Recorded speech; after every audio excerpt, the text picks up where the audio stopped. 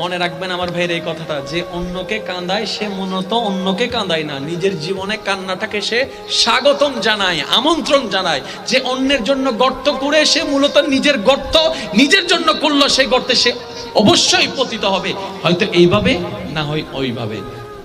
যে অন্যের ভালো চায় মূলত সে নিজের ভালো চায়। বলেন সুবহানাল্লাহ।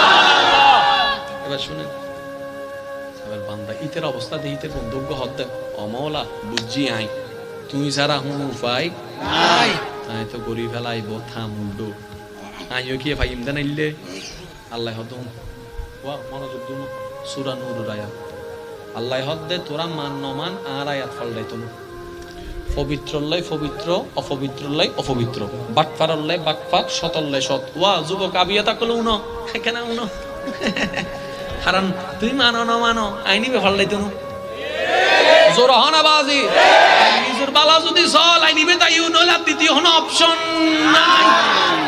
ঠিক আছে না? কারণ আল্লাহর আইন কখনো পাল্টাবে না।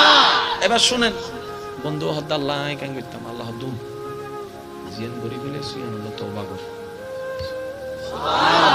যদি তুমি ভুল বুঝতে পারো আমি মাফ করতে প্রস্তুত।